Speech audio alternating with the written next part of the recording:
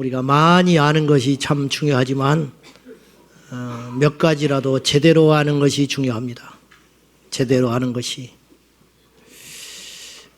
대학자가 됐는데 세상에 이름을 떨치고 명성을 떨치는 사람들이 겉모습만 보고 존경하는 학자인데 그 안에는 죄가 있다면, 그 안에는 위아래도 모르는, 가정에서 인정받지 못하고 어떤 부모에게는 폐역한 자식이고 그 자식에게는 존경받지 못한 아비라면 그 많은 학문이 무슨 필요가 있겠습니까?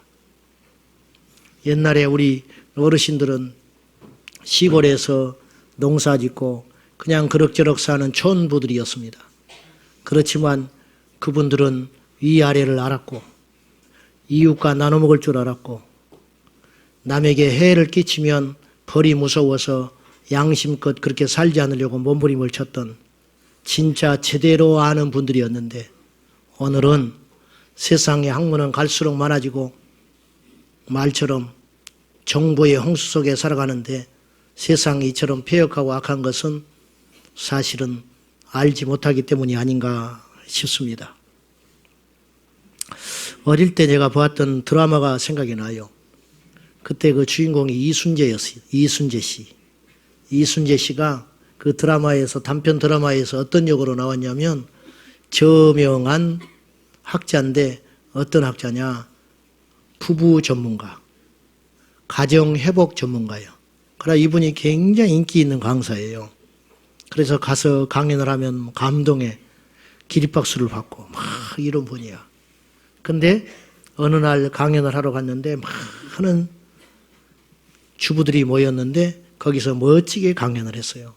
근데 마지막 질문을 받는 시간인데 한 분이 딱 일어나서 질문을 했어요.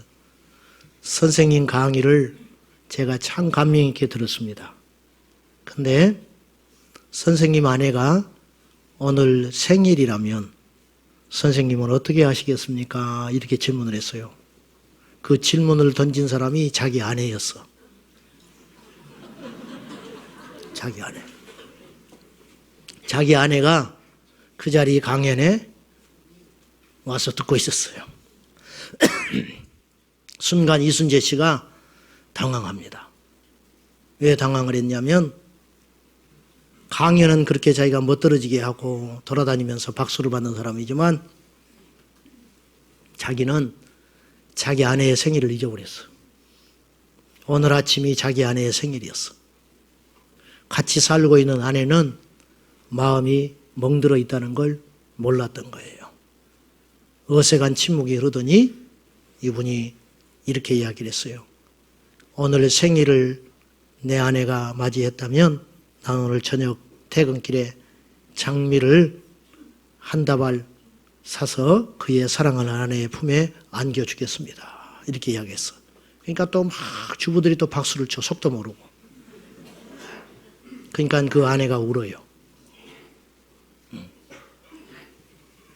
수십 년 전에 본 그 드라마가 내 머릿속에 스쳐가면서 내게 주는 교훈은 이것이었어요. 참된 지식이라는 건 뭔가? 우리가 안다는 건 뭔가? 자, 우리가 하나님을 모르면 세상의 모든 지식을 알아도 헛된 일입니다. 요즘에 저를 붙잡고 있는 말씀이 하나 있는데 잠언서 1장 7절입니다. 우리 한번 같이 보시죠. 시작.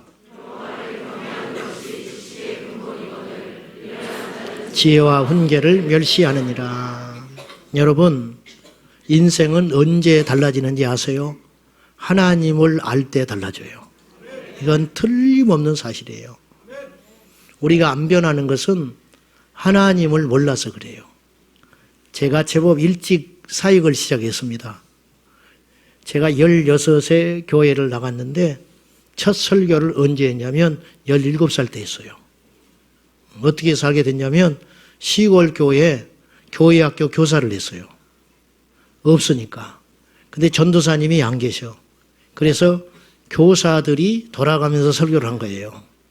그러니까 17살 난 내가 교사가 됐는데 내 차례가 되니까 설교를 해야 했어요.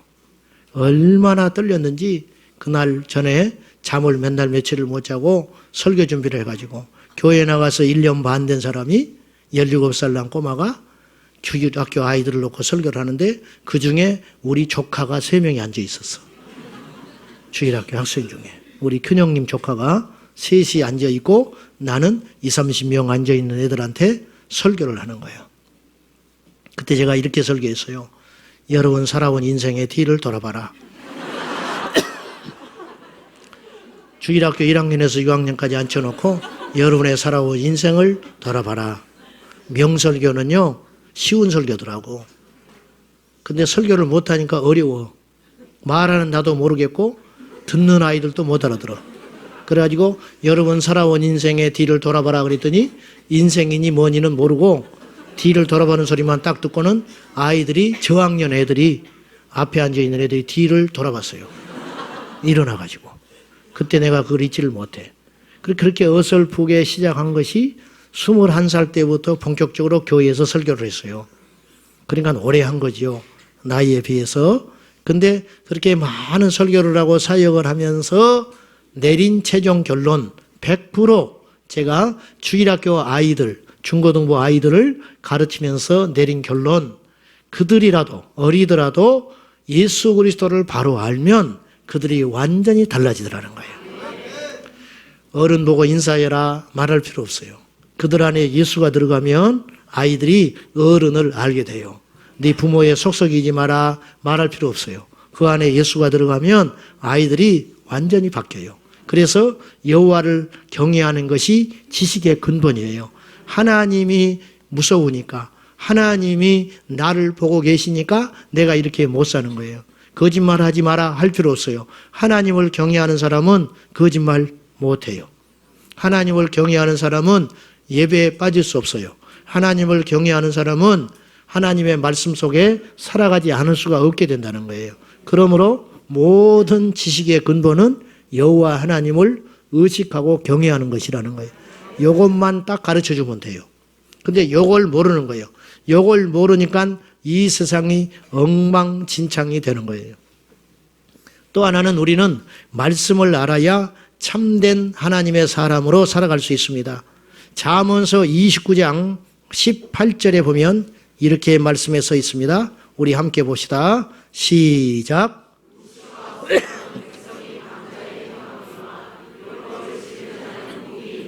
자, 묵시가 없으면 백성이 방자히 행한다. 자기 뜻대로 자기가 옳다 여기는 대로 마구잡이로 살아간다는 거예요. 여기서 묵시라는 말은 현대어 성경에는 뭐라고 해석을 했냐면 하나님의 계시가 없으면 백성이 무질서하게 행하거니와 율법을 지키는 사람은 복이 있다 그랬어요. 교회를 다녀도 교인 같지가 않아요. 성도 같지가 않아. 여전히 이기적이에요. 여전히 내가 이렇게 행동함으로 주변 사람들이 고통스러운가 이걸 잘 몰라요. 심지어는요 안수받을 때도 새치기를 해. 안수받을 때 정말이에요. 이렇게 안수해 주잖아요. 그러면 끼어들기 위해서 안수 새치기 한다니까. 그리고 안수를 3번 받는 사람도 있어. 내가 단언코 이야기하는데 안수 새치기 하거나 안수 3번 받는다고 머리 디민 사람은 성령 못 받아. 줄 서서 한 번만 딱 받아야 그 사람이 성령 받을지 몰라요. 왜 이런 일이 생기는가? 열심은 있는데 그 열심이 로마서에 말씀한 것처럼 참된 지식에 근거한 것이 아니라 그릇된 지식에 근거한 열심이기 때문에 방향을 잘못 정해놓고 마구잡이로 달려가니까 그릇된 길로 빠지게 된다 그런 말이에요. 그런 사람 의외로 많습니다. 교회에서 제일 머리 아픈 존재들이 어떤 존재일까? 세상을 제일 어지럽힌 존재들이 뭘까? 무식하고 용감한 사람, 무식하고 열심 있는 사람. 이거 아주 복잡합니다. 하나님을 아는 제대로 된 지식 없이 마구잡이로 막 달려가는 사람, 자기도 힘들고 주변도 힘들게 하는 그런 경우들이 우리 주변에는 굉장히 많습니다. 하나님의 계시가 없으니까 백성들이 무질서하게 위아래도 좌우도 분별하지 못하고 자기의 방식대로 마구잡이로 달려간다. 이 말이에요. 말씀을 몰라서 그래요. 말씀을 모르니까 자신의 생각이 기준이 되는 거예요. 말씀을 모르니까 자기의 생각이 기준이 돼가지고 그 기준대로 행하는 거예요. 이게 얼마나 문제가 크냐 그 말이에요. 거북이 교인이라고 들어봤어요? 거북이 교인? 느림보 교인 그런 뜻이 아니에요. 새는요 9일간 안 먹어도 산대요. 새는 사람은 약 12일 동안 물 안 먹어도 살 수 있대요. 한번 테스트 해보려면 해보셔. 12일 동안 물 안 먹어도 살아요. 개는요 한 20일 동안 안 먹고도 살 수 있답니다. 근데 거북이는 500일을 안 먹어도 산대요. 500일. 왜 이렇게 놀라셔? 나는요 이걸 증거로 본 사람이야. 어떻게 봤냐? 제가 20대 초반에 군대 가기 전에 저희 대모가 부산에 살 때 그 부산에 있는 대모집을 제가 방문을 했어요.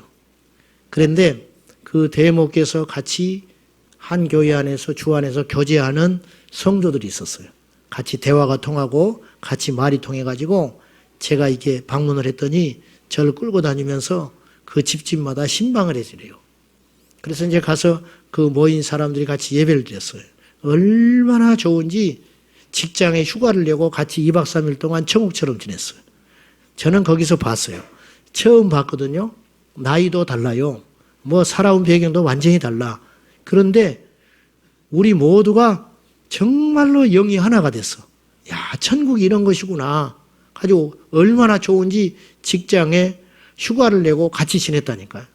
근데 그 집에 이제 다니면서 신방을 하고 예배를 드렸는데 한 집에 갔더니 그 집이 거북이를 키우고 있었어. 근데 예배 끝나고 났더니 거북이가 나가버렸다고, 관상용으로 키우는 거북이가 집을 나가서 안 돌아온다고 그런 이야기를 해요. 그래서 제가 그런가 보다 했어. 그런데 1년쯤 후에 제가 군대 갔다 와가지고 휴가 때 맞이해가지고 부산을 또 방문했어. 근데 똑같이 그 집을 또 간 거예요. 그러니까 약 1년이 지났어. 근데 거기 가서 또 다니면서 똑같이 예배 드리면서 천국같이 며칠을 지냈어. 그런데 그 집에 가서 예배 드린 날 예배 끝나고 나니까 거북이가 나왔어. 내가 그렇게 신령한 사람이에요. 예배 드리니까 거북이가 나왔다니까. 저기 장롱 한쪽 구석에서 거북이가 기어 나왔는데요. 안 죽고 살았어.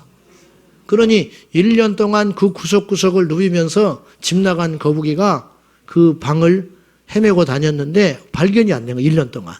근데 1년 동안 아무것도 먹지 못하고 물이 없잖아요. 그리고 추운 겨울날 그 뜨거운 난방을 버티면서 그 건조한 그거를 거북이가 버텼어. 그래가지고 내가 보니까 거북이가 허옇게 돼버린 거예요. 겉이 말라 비틀어져 가지고. 근데 안 죽었어. 야, 나는 이 생명력이 이렇게 강하구나. 내가 직접 봤다니까요. 뭐 중요한 이야기는 아닌데 천국과 아무 상관이 없는 이야기인데, 거북이가 안 먹고 500일을 산다는 말이 과언은 아니구나. 그것이 진짜일 수 있겠다. 제가 그렇게 생각했는데요. 거북이 교인이 때 500일을 말씀을 안 먹고 사는 성도가 있어요. 500일 동안 성경을 안 봐. 500일 동안. 그러면 죽어. 사람은 떡으로만 사는 존재가 아니라고 그랬지요. 무엇으로 사는 거예요? 말씀으로 사는 존재다. 여러분, 말씀 한마디가요, 우리 인생을 뒤집어놔요. 저는 억지로 성경 본다고 그랬잖아요. 믿음이 부족해서 억지로 성경 볼 때가 많아. 설교도 해야 되고 새벽기도도 해야 되고 신방도 해야 되니까. 근데 말씀이 나를 살려. 억지로 읽은 그 말씀이 나를 살려요. 요즘에 우리 성경 통독학교 하잖아요. 억지로라도 읽으세요.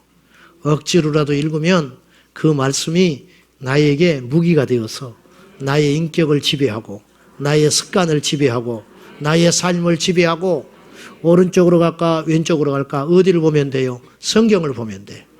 베드로는 말씀 한 구절이 베드로의 인생을 바꿔놨어요. 말씀 한마디, 깊은 데로 가서 그물을 내리거라.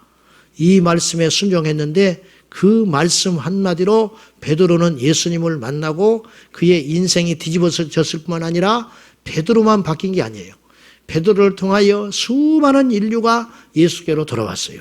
그러니 이 말씀 한마디의 위력이 얼마나 크냐 그 말이에요. 우리 아이들이 안 변하잖아요. 부모에게 잘 순종을 안 해. 우리 아이들이 교회만 억지로 끌려다니잖아요.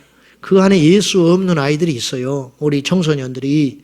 근데 그들의 심령에 말씀이 잘 박힌 못이 되어서 그들의 심장에 꽂히는 순간 우리 아이들은 그때부터 변화되는 거예요. 말씀은 힘이에요. 말씀은 능력이야. 그러니까 말씀 없이 교회를 다닌 사람은 표가 나요. 표가 나. 이상해. 저 정도 교회를 다녔으면 저 정도 위치면 뭔가 나타나야 되는데 만나서 대화를 해보면 그 안에 진짜가 흘러나와야 되는데 왠지 가짜라는 생각이 자꾸만 들어요. 왜 그럴까? 이건 무슨 이유일까? 그 안에 말씀이 없는 거예요.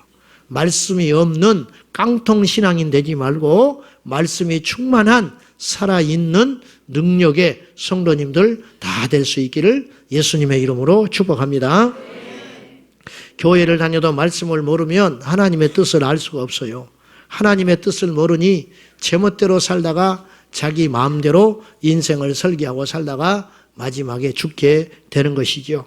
얼마나 비참합니까? 얼마나 비참해. 최근에 제가 편지 한 통을 받았습니다. 아마 이분이 이 설교를 내일쯤이면 들을 것 같은데 이분이 병원에 갔는데 병원에서 의료사고를 당한 거예요. 오진당해가지고 병이 너무너무 나빠졌어, 몸이. 물건이 망가지면 바꿀 수 있잖아요. 사기를 당하면 몇 년 고생하면 되잖아요. 몸이 망가지면 어디 가서 하소연을 해. 이보다 억울한 일이 어디가 있어. 잠도 못 자고 분하고 속상하고 그런 시간을 보내면서 병원에 가서 따져도 의료사고를 인정합니까? 안 하지요. 그래서 어떻게 복수할까? 어떻게 하면 이 의사를 이겨볼까? 그런 분노에 찬 시간들을 보내다가 말씀에 사람이 마태복음 16장에 땅에서 풀면 하늘에서도 풀리고 땅에서도 매면 하늘에서도 매인다. 이 말씀이 이분의 심령을 꽂혔어요. 그래서 이분이 정말 힘들지만 그 말씀에 순종하기로 무릎을 꿇었답니다. 그래가지고 용서를 해줬어요. 왜냐? 땅에서 풀어야 하늘에서도 풀리니까. 내가 이분을 땅에서 메고 있어서는 하나님과의 관계에서도 풀어지지 않겠구나. 그래서 하나님 앞에 풀기 위해서 살기 위해서 풀어줘 버린 거예요. 그러니까 자기 마음이 흔들릴까 봐 기도하고 작심하고는 편지를 썼어. 그 의사분한테 편지를 쓰고 내가 이후로 이 문제에 대하여 당신에게 소송을 걸거나 마음에 미움을 품지 않겠습니다. 그리고 서약을 하고는 날짜 쓰고 자기 이름을 써놓고 사인을 해가지고 편지로 보내버렸어. 나중에 혹시라도 또다시 약해지면 복수할 마음이 생길까 봐 그렇게 하고 편지를 봉행해서 보내고 그 편지를 저한테 복사해서 보냈어요. 이 말씀이 자기를 살렸다는 거예요. 그리고 그 말씀에 순종을 했어. 놀라운 일이 벌어졌어요. 다른 병원에 가서 진찰을 했더니 그 병이 나아버렸어. 여러분, 할 것 없으면 고민이 되면 말씀을 읽고 그 말씀이 시킨 대로 한번 해보세요. 그러면 틀림없습니다. 아멘입니까? 그러니 이 말씀을 안다는 건 얼마나 큰 복인가. 이 말씀이 우리의 힘이에요. 이 말씀이 우리를 살려요. 이 말씀이 우리의 능력이 되는 줄로 믿습니다. 자, 세 번째는 우리는 첫째는 하나님을 알아야 되고요. 두 번째는 말씀을 알아야 되고 세 번째는 자신을 알아야 돼. 얼굴이 어떤가 보려면 뭘 보면 돼요? 거울을 보면 돼. 내 몸을 알려면, 내 몸속을 알려면 엑스레이를 찍어보면 알아. 그런데 내 영혼의 상태를 알려면 어떻게 해야 되냐면 하나님께 나가야 돼요. 하나님께 나가면 나를 알 수가 있어. 어느 순간에 여러분이 그런 걸 느낄 수 있을 거예요. 여러분의 영혼이 여러분의 육적인 어떤 욕망과 거침과 어떤 세상적 습관들을 지배하지 못할 때가 있어요. 마치 고삐 풀린 망아지처럼 내가 나를 제어하지 못할 때가 있어요. 그 이유는 뭐냐면 내 영혼이 약해져서 그래요. 그래서 금식하는 거예요. 금식을 하면 내 육이 죽어요. 육이 죽는다는 건 컨트롤할 수 있게 된다 그런 말이에요. 여러분이 누가 용서가 절대로 안 되거든 일주일만 금식해봐요. 그러면 용서가 될 수 있어요. 여러분이 여러분 안에 어떤 영적인 돌파가 안 되거든 금식을 해보세요. 영적인 돌파가 안 되는 이유는 육이 강해서 그래요. 육을 죽이는 거예요. 육은 죽여도 영이 살면 그 인생은 결코 죽지 않아요. 이게 금식의 유익인데 아무튼지 간에 내 육체가 내 영혼에 거슬려서 컨트롤되지 않을 때가 있다 이 말이죠. 알면서도 이기지 못할 때가 있어요. 그 이유가 왠지 아세요? 우리가 하나님 앞에 가서 엎드리질 않아서 그래요. 우리가 하나님 앞에 가면 나의 실상을 알 수가 있어요. 하나님 앞에 나를 비춰보면 내가 얼마나 그동안 남을 괴롭히는 인격이 되먹지 못한 사람인지 하나님께 가서 엎드릴 때 알 수 있어요. 하나님께 가서 엎드릴 때 나 하나로 우리 집안 식구들이 얼마나 고통받고 있는지를 알 수 있는 거예요. 하나님 앞에 가서 엎드릴 때 나 하나 때문에 우리 셀 식구들이 얼마나 고통받고 있는지 알 수 있게 되는 거예요. 이것이 회복이거든요. 이것이 능력이에요. 저 사람이 왜 저렇게 안 변할까? 저 사람은 왜 저렇게 여전히 육적이고 자기밖에 모르고 저러면서도 여전히 저렇게 변화되지 못한 채 저러고 있을까? 그 이유는 다른 것 없어요. 그 심령이 하나님 앞에 가서 엎드려서 하나님의 얼굴을 구하는 시간이 턱없이 부족하기 때문에 그렇다는 거예요. 우리를 정말로 제대로 알려면은 하나님 앞에 가서 엎드리는 길밖에 없다는 거예요. 바울은 자신을 몰랐어요. 자신이 대단한 줄 알았어요. 겉으로 나타난 증거들 때문에. 그는 난지 8일 만에 할례를 받았고 베냐민 집하고 바리새인 중에 바리새인이고 우리는 그 당시 문화를 잘 몰라서 바리새인이면 다 똑같은 줄 알았는데 바리새인 중에서도 진짜 백이 바리새인이 있다는 거예요. 자기는 가짜 바리새인이 아니라는 거예요. 진짜 바리새인, 철저한 바리새인, 바리새인들이 인정하는 바리새인이었다. 그리고 가말리엘 밑에서 수학을 한 그야말로 세상에 부를 것 없는 그리고 로마의 시민권까지 가진 사람. 그러니 뭐 자랑할 만하지요. 나도 그런 사람이었다고 빌립보서 3장에서 자신의 옛 일을 이렇게 소개를 하고 있습니다. 그러나 나는 지금 아무것도 아닌 걸 알게 됐다. 어떻게 알게 됐느냐? 예수 그리스도를 만나고 나서 그분을 아는 지식이 가장 큰 것임을 알게 되었노라. 그래서 나는 자랑할 것이 없다. 그리고 나서 바울은 디모데전서 1장 12절과 13절에서 예수님 앞에 자신을 비춰본 다음에 자신을 이렇게 고백하고 있습니다. 나를 능하게 하신 우리 주 예수 그리스도 그에게 감사함은 나를 충성되이 여겨 내게 직분을 맡기심이니. 저는 이 말씀이 너무 좋아요. 나를 능하게 하신 예수 그리스도. 여러분 우리 인생요 불어버리면 아무것도 아니에요. 끝장나는 거예요. 끝장나는 거예요. 여러분 발로 여기 오신 것 같아요? 여러분 머릿속에 내외에 파리똥만한 핏줄만 하나 맺혀버리면 천재도 바보 돼버려. 천재도 바보 돼버려. 뭐 대단한 스포츠 선수? 그 전날 감기 몸살 와버리면 그 다음날 선수로 뛰지도 못해. 뭐 대단한 설교자? 목소리를 누가 주셨는데? 목소리를 누가 주셨는데? 하나님이 불어줘 버리면 끝나는 거예요. 아무것도 아닌 거예요. 이 한계를 아는 것이 바로 자신을 아는 거예요. 바울은 그걸 몰랐어요. 그래가지고 브레이크 없는 질주하는 자동차처럼 세상을 향하여 막 달려가던 사람이었어요. 근데 바울은 예수님을 만난 후에 자신을 바로 알게 돼요. 그래서 나는 죄인 중에 괴수라고 그는 스스로를 고백하게 된다. 그런 말입니다. 이걸 좀 일찍 알면 얼마나 좋을까 싶습니다. 신학교 입학하니까 첫날 오리엔테이션에 학과 선배가 이런 말을 하더라고요. 여러분들 다 목사대로 왔지요? 그러니까 뭐 대답하기도 그러고 안 하기도 그러고 목사대로 왔지 그러면 내가 속으로 목사대로 왔지 내가 그러면 뭐하러 왔냐. 근데 그렇게 말할 수 없잖아. 여러분 다 목사대로 왔지요? 그러더라고. 그래서 무슨 말 하려고 그러는 거야. 그랬더니 1학년 때 입학하면 다 그렇게 생각한대. 다 좋은 대단한 목사 되겠다고 속으로 생각한대. 근데 2학년 되면 아이고 장로나 돼야겠다. 이렇게 생각한다는 거예요.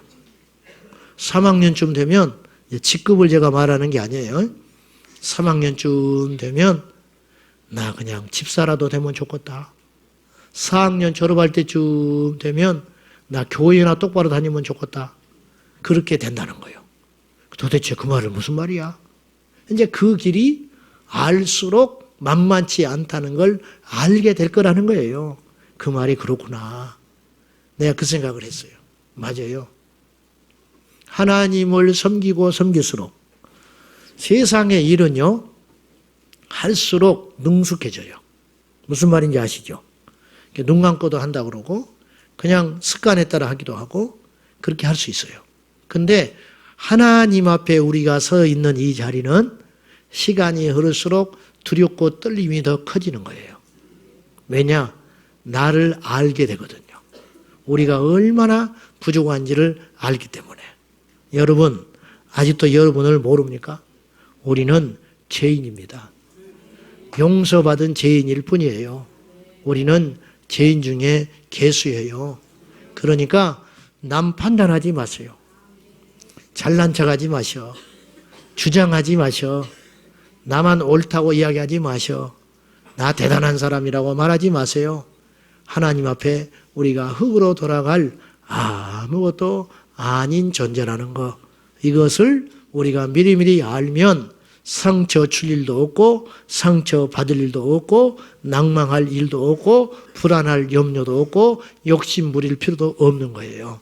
날마다 주님 주신 분복에 만족하며 파도를 치면 파도를 주신 하나님께 감사하고 바람이 불면 바람을 주신 하나님께 감사하고 나의 인생에서 머물라 하는 그 시간이 있으면 머물게 하시는구나. 잠시 쉬었다 가면 되는 것이고 뒷바람이 불어서 갈 힘이 생기거든 또 열심히 달려가면 되고 그리고 마지막 우리가 주님 앞에 서서 할 말은 그 한마디 하나님의 은혜였습니다. 그렇게 하면 되는 거예요. 그렇게 살아갈 자신 있으시죠? 믿어볼랍니다. 자, 마지막으로 지금은 어느 때인가 그걸 알아야 돼요. 지금은 라디오 시대가 아니에요. 지금은 예수님의 초림과 재림 사이에 서 있어요. 이걸 잊으시면 안 돼요. 재림이 여러분이 믿어지지 않거든 예수님의 초림을 생각해 보세요. 성경에 예언된 예수님의 초림은 대단히 많습니다. 특별히 구약 성경에 예수님의 초림이 많고요. 재림도 간간히 등장하는데 최초의 초림에 대한 예언은 창세기 3장 15절에 나옵니다.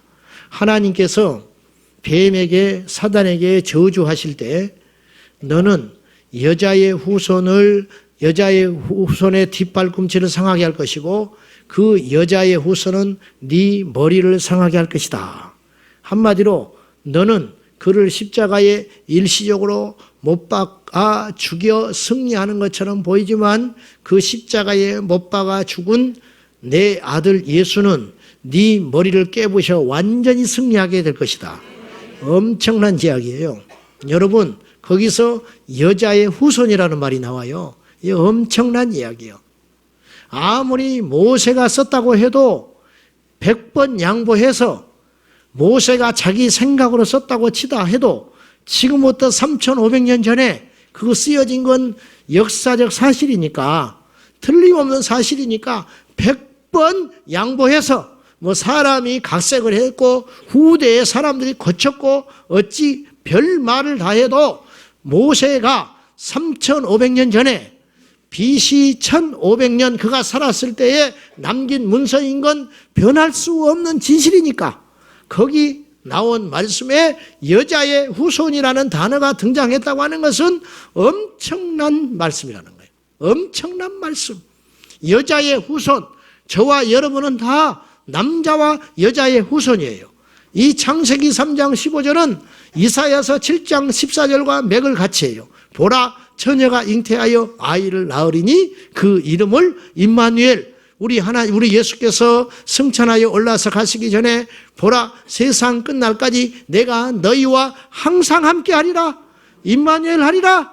그러므로 이사야 7장 14절이 예수님의 초림 전 무려 700년 전에 이사야가 남긴 문서에 처녀가 아이를 낳는다. 있을 수 있는 일이냐고 말이에요.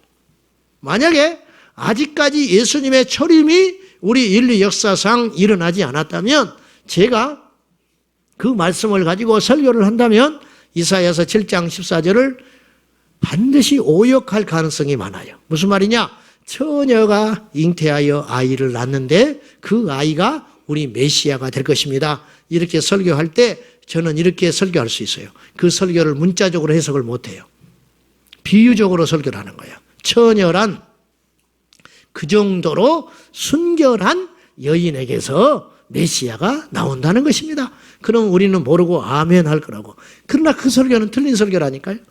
그 설교는 문자 그대로 풀어야 할 설교인 거예요. 진짜 처녀의 몸에서 예수님이 오셨어요. 이것이 초림이라는 거예요. 이러고도 하나님을 안 믿어. 이러고도 예수의 재림을 안 믿어. 미가서 5장 2절에 베들레헴 땅아 너는 결코 작지 아니하다. 왜? 그 베들레헴에 누가 나시느냐? 예수께서 태어나셨기 때문에. 근데 사람들은 베들레헴에서 나신지를 몰랐어요. 애굽에서 피신하여 나사렛에서 성장하셨기 때문에 예수님이 나사렛이 고향인 줄 알고 나사렛 예수라고 불렀는데 그건 틀린 거예요. 그분은 베들레헴 예수인 거예요. 그러니 성경은 그대로 일치한 것이죠. 더 경악한 사건이 있는데 스가랴서 9장 9절이에요. 우리 같이 봐요. 시작. 시온에 따라 기뻐할지어다. 즐거이 부를지어다. 보라, 내 왕이 내게 임하시나니 그는 공의로우시며 구원을 베푸시며 겸손하여서 나귀를 타시나니 나귀의 작은 것 곧 나귀 새끼니라. 여기서 이 말씀이 그대로 실천되려면은 예루살렘에 예수님이 입성을 해야 된다는 것이고, 또 하나는 입성할 때 나귀를 타셔야 되는데 한 번도 사람들이 타보지 않은 어린 나귀 새끼를 타고 입성을 해야 그것이 이 말씀이 성취되는 거예요. 꼼꼼하신 하나님은 이 말씀도 그대로 실천해 놓으셨다고 말이에요. 여러분, 이 약속의 말씀에 따라서 예수님은 오셨어요. 성경은 선지자의 예언을 없이 하나님이 행하신 일이 없다라고 명시되어 있어요.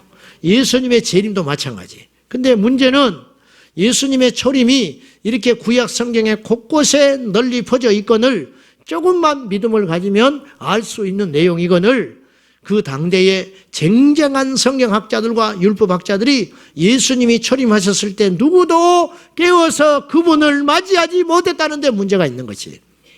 이건 오늘 우리에게 뭘 시사하냐면 오늘 우리도 입으로는 재림을 이야기하잖아요. 재림에 대한 설교를 하고 재림에 대한 설교를 여러분이 곧잘 듣잖아요. 근데 정작 우리는 준비가 안 돼 있는 거예요.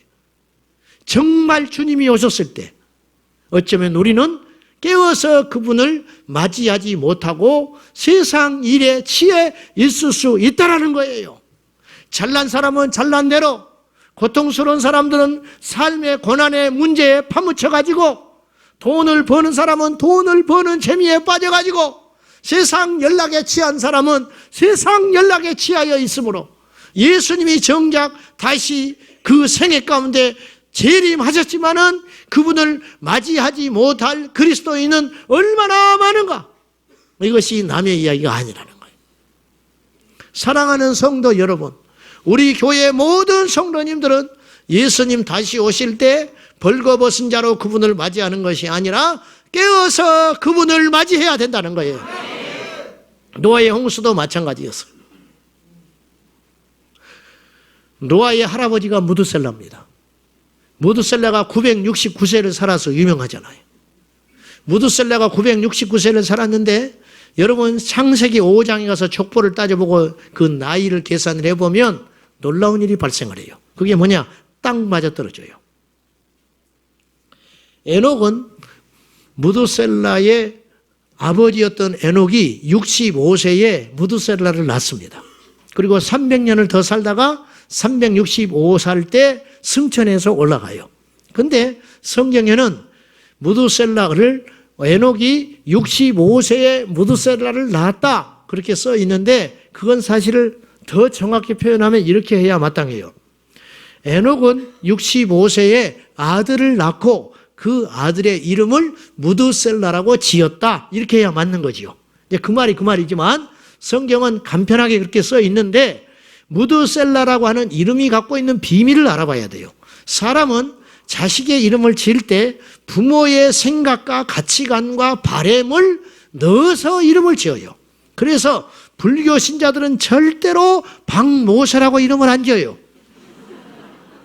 그건 미친 사람이에요. 미친 불교 신자야. 불교 신자는 자기 아들을 절대 모세라고 안 지어. 그래요, 안 그래요? 또 그리스도인은 자식을 낳고 박붓다라고 안 지어.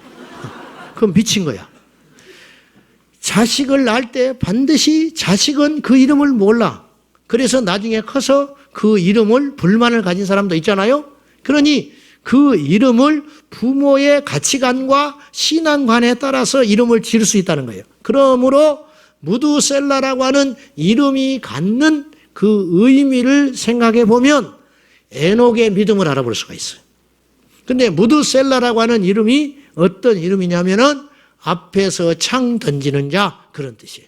즉 고대 전쟁은 앞에서 창을 던지는 사람이 있었는데 창을 맞들고 싸우다가 전쟁에 불리해지게 되면 도망갈 때 창을 적군에게 던져버리고 주랭랑을 치는 거예요. 그러므로 앞에서 창을 던져버렸다는 뜻은 어떤 뜻이냐면 끝이다, 종말이다, 망했다, 이제 세상의 끝이 왔다 그런 뜻이에요.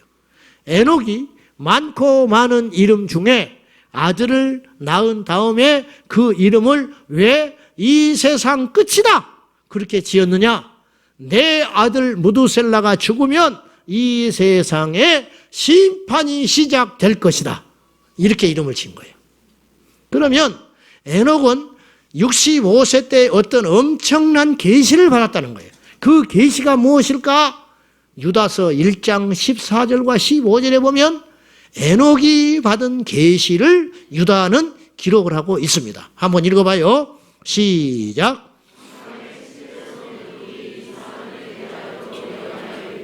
보라, 주께서 그 수만의 기록 이는 무사람을 심판하사 모든 경건하지 않은 자가 경건하지 않게 행한 모든 경건하지 않은 일과 또 경건하지 않은 주를 거슬러 한 모든 완악한 일로 말미암아 그들을 정죄하려 하심이라 하였느니라. 이 말이 무슨 뜻이냐면 에녹은 거룩한 수만의 무리들과 함께 하나님께서 경건하지 않는 이 폐역한 세대를 심판을 하실 것이다라고 하는 계시를 이미 받았다 그런 뜻이에요. 그 계시를 받고 그 충격을 받아가지고 자기 아들을 낳는 그 해에 계시를 받아가지고 그 이름을 무드셀라라고 지었다는 거예요. 제가 처음 교회 나갔을 때 저희 시골 교회 전도사님이 신학생이었는데 결혼을 일찍 해가지고 아이를 낳고 있어. 아이를 둘이 있었어요. 근데 큰 아들의 이름이 뭐냐면 재림이었어. 김재림. 그래서 왜 이름을 그렇게 지었냐고 그랬더니 예수님의 재림을 날마다 생각해야 되는데 자기가 사람이라 잊어버리더라는 거예요. 그래서 첫 아들을 놓고 이름을 재림이라고 불렀대요. 그래가지고 제리마 부를 때 심장이 두근두근 하더라는 거예요. 제리마, 예수님 오시나 오늘? 근데 자꾸 부르다 보니까 그것도 의식도 없어졌다고 그러더라고. 이름은 뜻이 있어. 무드셀라라고 이름을 지은 에녹이 이유가 있다. 그러면 무드셀라가 그의 아들 라멕을 187세에 낳아요. 나중에 계산해 보세요.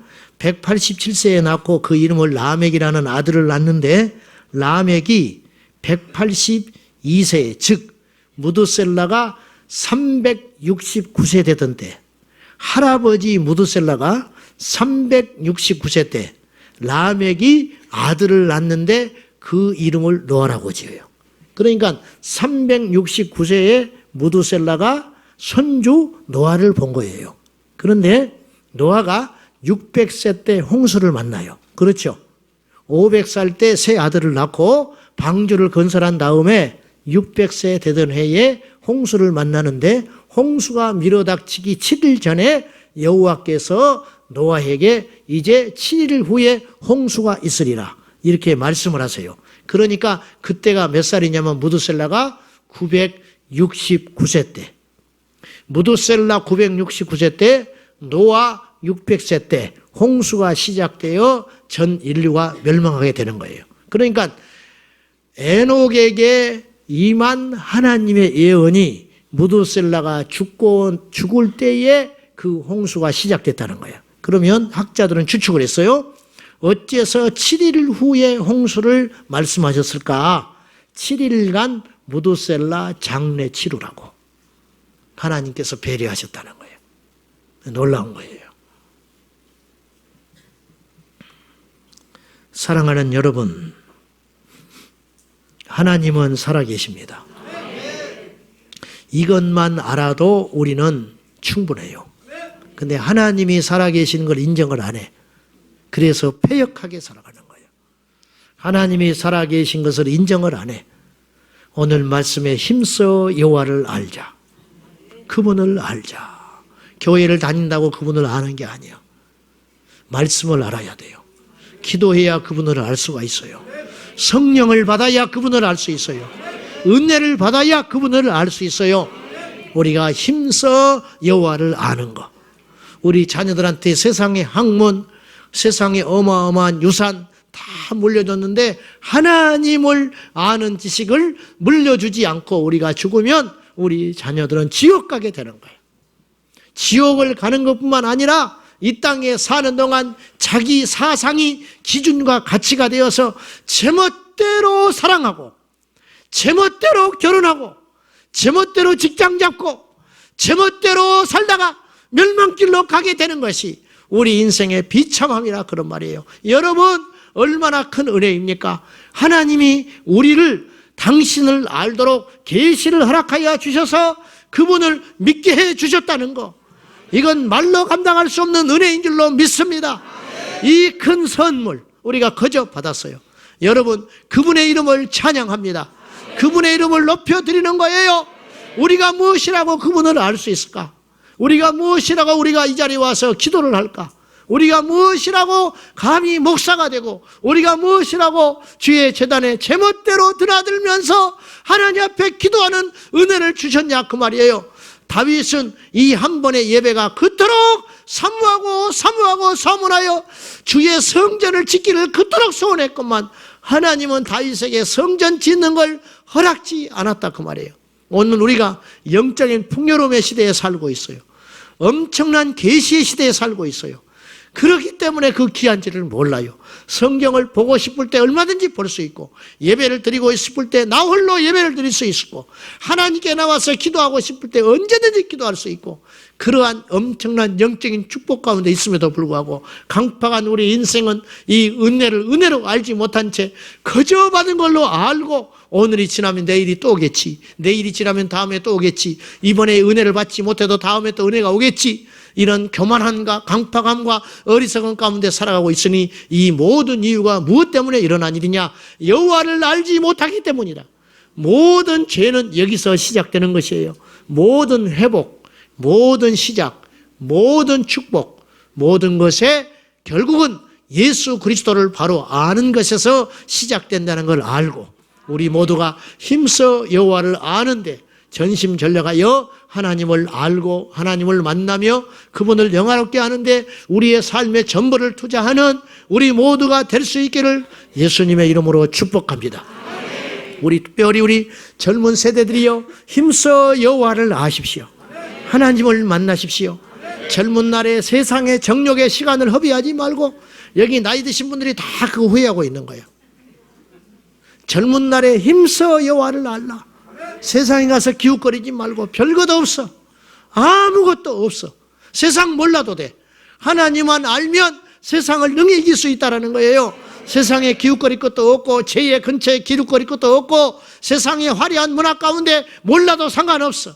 오직 예수만 알면, 오직 여호와만 알면 우리 인생을 살아가기에 족한 줄로 믿고 힘써 여호와를 아는, 그래서 이 밤에도 여호와여 우리에게 계시를 열어달라고 하나님께 나 엎드려 기도하는 저와 여러분이 될 수 있기를 예수님의 이름으로 축복합니다.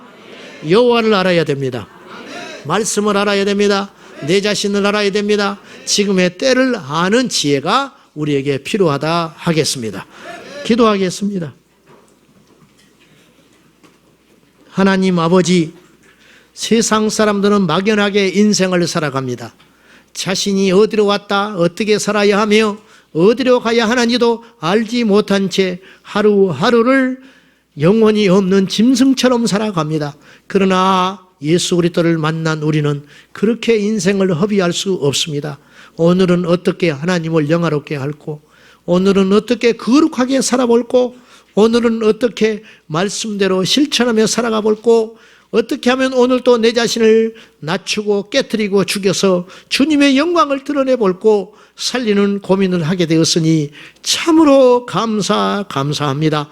아버지 하나님, 우리를 살리신 예수여, 이제 우리를 통하여 수많은 영혼들이 또다시 살려지는 귀한 축복을 허락하여 주시옵소서.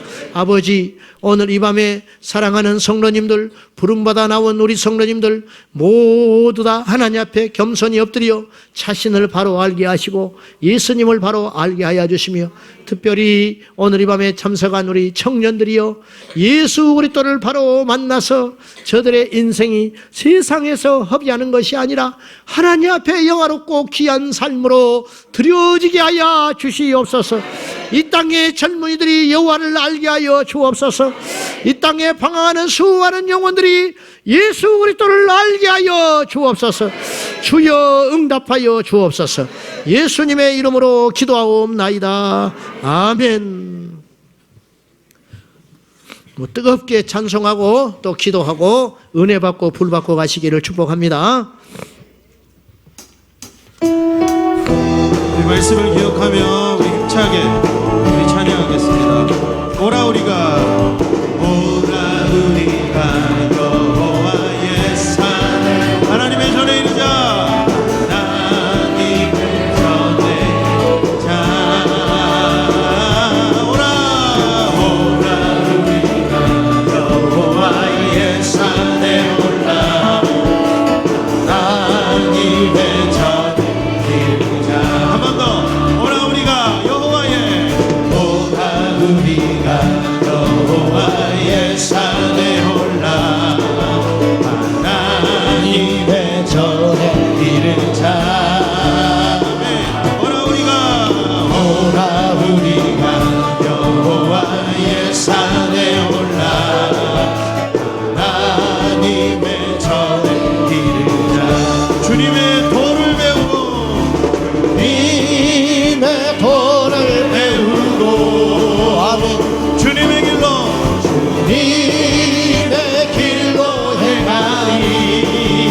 이는 율법이 시온에서 나네. 주의 말씀을 우리 한 번 더. 오라 우리가 여호와의 산에 하나님의 전에 이르자. 하나님의 전에 이르자.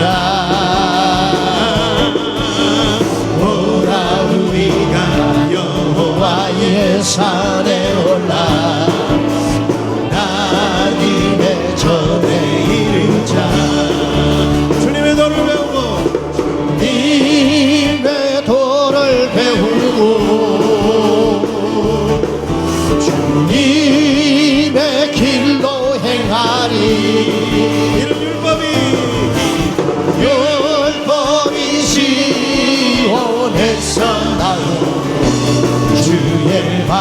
말씀은 예루살렘에서 주님의 도를 배우겠습니다. 주님의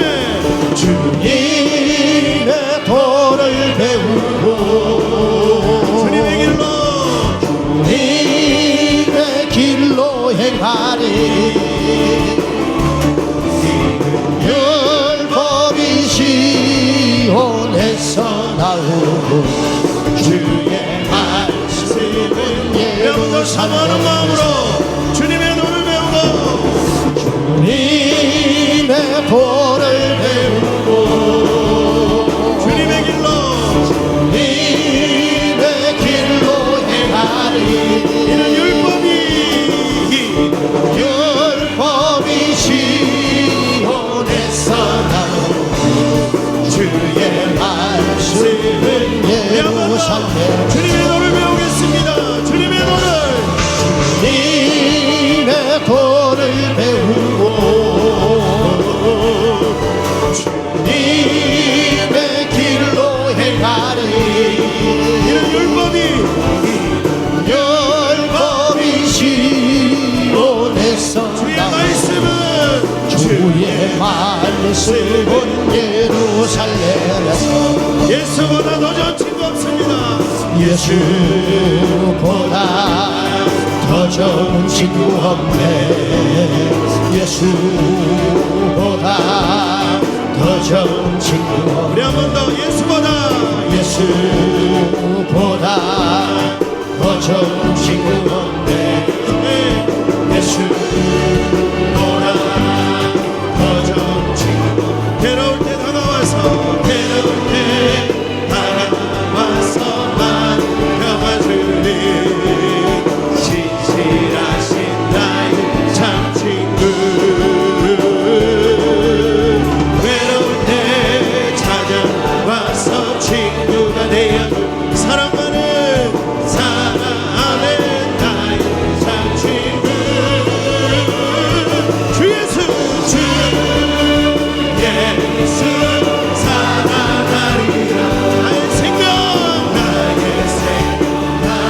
때까지 주 예수 아멘 아멘 사랑하리라 나의 생명 주 예수 사랑하리라 주 예수 사랑하리라 나의 생명 다할 때까지 주 예수 아멘 예수 사랑하리라 나의 생명 다할 때까지 예수 사랑 예수 사랑 참 좋은 예수 사랑에 예수 사랑 참 좋은 예수 사랑 우리 한 번 더 예수 사랑 예수 사랑 참 좋은 예수 사랑 예수 사랑 참 좋은 세상에서 제일 가는 금으로 유혹 예수님만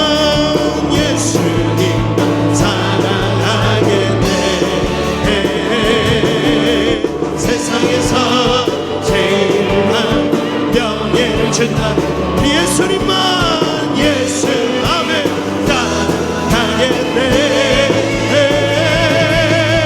주 아멘 예수 사랑하리 나의 생명 아멘 아멘 우리 온 마음으로 주 예수 사랑하리 나의 생명 다할 때 세상에서 제일 가는 금을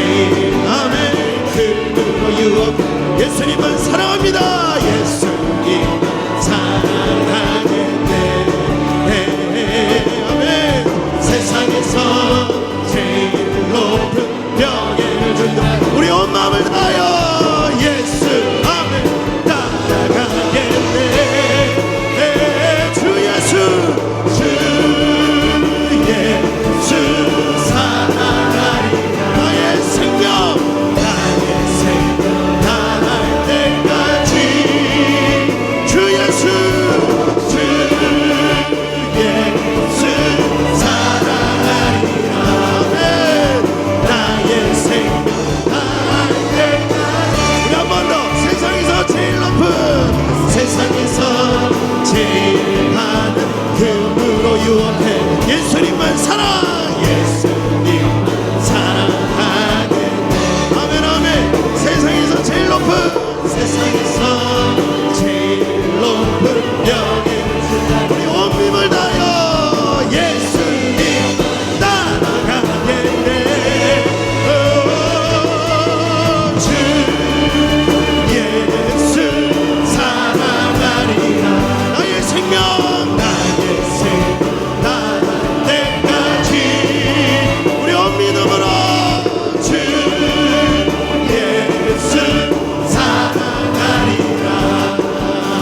나의 생명 다할 때까지. 할렐루야 할렐루야. 우리 주님이 우리와 함께 하십니다. 아멘 아멘. 지난 하시마의 말씀 붙들고 기도합시다. 여러분 성령이면 됩니다. 주의 성령이시면 됩니다. 그러게 여러분, 오늘 주님 말씀하신 대로 주 성령이 우리에게 오셨으니 하나님의 성령이 하시는 많은 일 가운데 가장 중요한 것은 뭐냐 하면 너희로 깨달아 알게 하리라. 주의 성령이 내 옆에 계시다면, 하나님 내 안에 계시다면, 오늘 이 시간 내가 누구인지, 이 땅이 무엇인지, 내가 지은 죄가 무엇인지 성령이여 주의 일을 하시옵소서. 하나님 나를 붙드셔서 알게 하여 주시옵소서. 그래서 기독교는 흥분하여 아는 종교가 아니라 알아서 흥분하는 종교입니다. 알고 감격하는 종교입니다. 왜 감격합니까? 왜 기뻐합니까? 그 이유를 냉철히 깨달은 자는 생명보다 바꿀 수 없는 진리의 사람으로 설 수 있음을 믿습니다. 진리의 성령 메시아 내게 오셔서 하나님 여호와를 힘써 알게 하여 주옵소서. 온 마음으로 주를 구하게 하여 주옵소서. 여러분 성령을 구하십시오. 할렐루야. 우리 주여 삼창하며 통성으로 기도하겠습니다. 주여 주여 주여. 할렐루야. 성령 하나님 아버지 이유가 있게 하여 주시옵소서. 하나님을 향하여 온 마음을 다하여 주님을 높여드리게 하여 주시옵소서. 주여, 내가 이 길을 가며 진리의 길을 가며 오직 이 길을 가며 좁은 길을 걸어가며 하나님 아버지의 십자가 길을 걸어가는 이 기쁨, 이 놀라운 감격, 이 놀라운 비밀 주여 알게 하여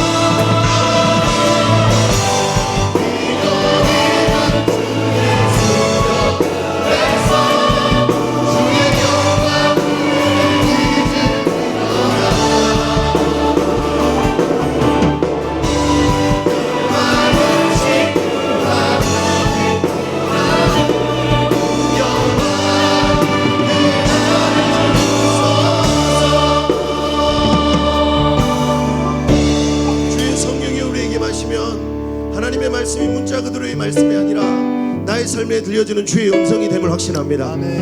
우리의 삶의 고민은 무엇이냐? 내 삶에 일어난 많은 스토리들과 이벤트들이 풀이되지 않을 때 주의 성령이 오늘 이 시간 오셔서 이 삶 가운데 다가온 이 고난의 이유를 설명해 주시길 간절히 소망합니다.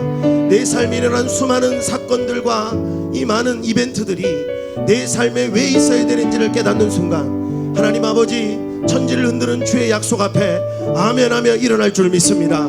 하나님 이 시간 내가 내 삶의 문제를 놓고 주께 토로하겠사오니 내게 오셔서 알게 하여 주시옵소서, 깨닫게 하여 주시옵소서. 그러므로 주의 성령이 계시면 마가의 다락방 그 안에서도 전 세계를 알 수 있는 것입니다. 주의 성령님 오늘 이 시간 오셔서 하나님의 비밀과 신비를 풀어내셔서 내 삶이 이 시간 다시 힘을 얻고 주님 앞에 믿음으로 일어나게 하여 주시옵소서. 그런 우리 성도님들과 두 손을 높이 듭시다. 주의 성령 앞에 하나님 진리의 성령님 나를 붙들어 주십시오. 부흥의 불길, 부흥의 불길 타오르게 하소서. 주의 성령을 닮아가며 진리의 말씀 이 땅 새롭게 하소서. 은혜 강물 은혜 하소서. 내 안에 성령의 바람 이 땅